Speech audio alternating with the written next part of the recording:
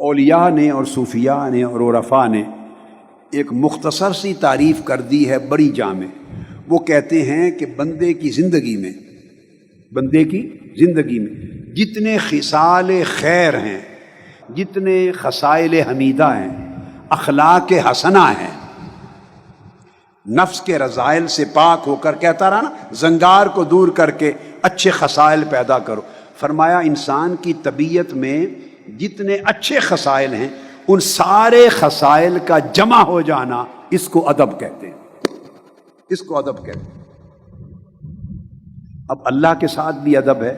ہم ادب کا ایک معنی جانتے ہیں عام طور پر کہ بزرگوں کے ساتھ، اولیاء کے ساتھ، آقا علیہ الصلوۃ والسلام کی ذات اقدس کے ساتھ، صحابہ کرام کے ساتھ، اہل بیت اطہار کے ساتھ، صالحین اور اولیاء و عارفین کے ساتھ، پھر مشائخ کے ساتھ، پھر والدین کے ساتھ، اساتذہ کے ساتھ، بڑوں کے ساتھ ادب سے پیش آنا۔ ہم نے ادب کا صرف اتنا معنی فکس کر رکھا ہے، ایسا ہے نا جی؟ ذہن میں رکھ لیں، یہ ادب کا ایک باب ہے،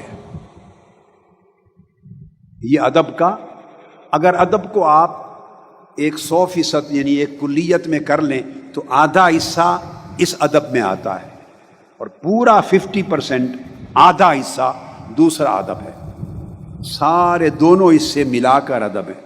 تو اللہ کے ساتھ ادب ہے، اللہ کے رسول کے ساتھ ادب ہے، صحابہ و اہل بیت اطہار کے ساتھ ادب ہے، صحابہ کرام کے ساتھ، تابعین، سلف صالحین کے ساتھ، اولیاء کاملین کے ساتھ، بزرگان دین کے ساتھ، والدین کے ساتھ، مشائخ کے ساتھ، بڑوں کے ساتھ ادب۔ یہ ادب سمجھ لیں پورا دین ہے۔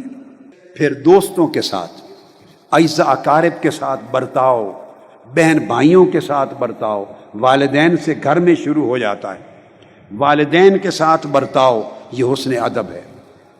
جتنے بیٹے بیٹیاں چھوٹی عمر میں ہیں، نوجوان ہیں یا جوان، وہ سن لیں، ان کے ساتھ برتاؤ میں گفتگو کریں تو دھیمی آواز میں کریں، زیادہ تیز ترار ہو کے نہ کریں۔ والدین سے، ماں باپ کی ادب کریں، عزت کریں، تکریم کریں۔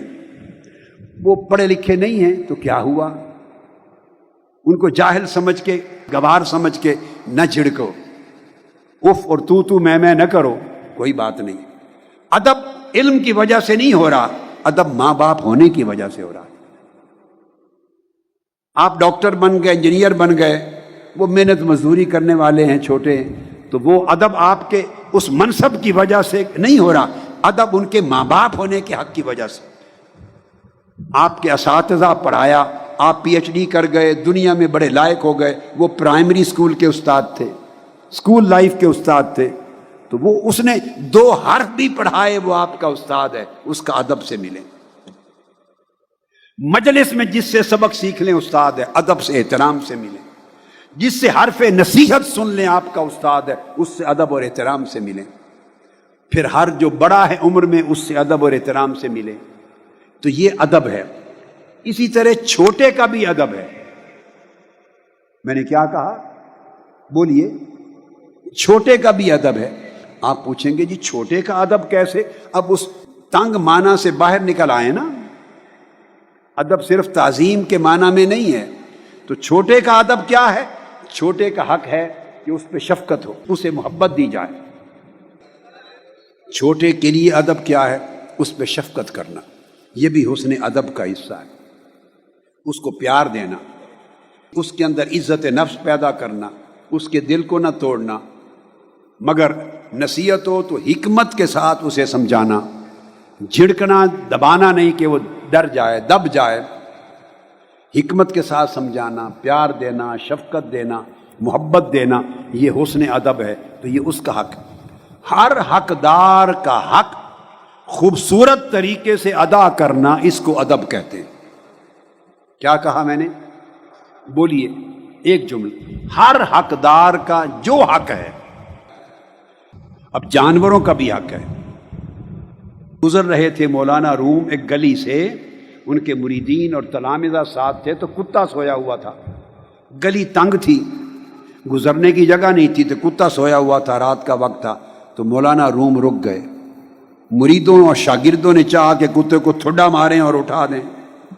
آپ نے کہا نہیں، اس کو نیند آئی ہے، ہماری وجہ سے اس کو بے آرام کیوں کرتے؟ وہ بھی اللہ کی مخلوق ہے، اس کو اللہ نے پیدا کیا ہے۔ اور کتوں میں ایسے کتے بھی ہیں پھر آپ کا پہرا دیتے ہیں، آپ سے وفاداری کرتے ہیں، وفاداری کرتے ہیں، تو کتے کا بھی حق ہے، تو اس کا حق بھی اسے دینا، حیوانوں کا بھی حق، پرندوں کو بھی دینا، خیال کرنا، ان کو مارنا نہیں پاؤں کے نیچے، کسی کو اذیت نہ دیں، کسی کو دکھ نہ دیں، کسی کو تکلیف نہ دیں، کسی کا دل نہ توڑیں، الا یہ کہ حرام کام ہو، ناجائز ہو، اس میں دل رکھنا توڑنا نہیں ہے، دل نہ توڑیں، کسی کو جھڑکے نہیں، کسی کی عزت نفس مجروح نہ ہو، وہ اپنے آپ کو آپ کے عمل سے حقیر نہ سمجھے، نہ آپ حقیر جانیں، ہر ایک کی عزت کا خیال کرنا یہ ادب ہے، ہر ایک کا لحاظ کرنا ادب ہے، ہر ایک کو اس کا حق دینا ادب ہے، ہر ایک سے مسکراتے ہوئے چہرے سے ملنا یہ ادب ہے۔ یہ معنی سمجھ میں آیا؟ تو یہ سارے جو خصائل ہیں، خوبصورت خصلتیں جن کے ساتھ بندہ اللہ کے ساتھ اپنی بندگی کا تعلق نبھاتا ہے، رسول پاک صلی اللہ علیہ وسلم کے ساتھ اپنی غلامی اور امتی ہونے کا تعلق نبھاتا ہے، اکابر کے ساتھ چھوٹا ہونے کا تعلق نبھاتا ہے، بڑوں کے ساتھ چھوٹا ہونے کا تعلق نبھاتا ہے، اللہ کی ہر مخلوق کے ساتھ ایک مخلوق ہونے کے ناطے تعلق نبھاتا اور ان کا حق ادا کرتا ہے، ہر شخص کے ساتھ اور ہر فرد کے ساتھ اور ہر مخلوق کے ساتھ اس کا حق ادا کرنا اور اس کے ساتھ معاملہ خوبصورت طریقے سے کرنا، خوبصورت طریقے سے معاملہ کرنا، اس کو ادب کہتے ہیں۔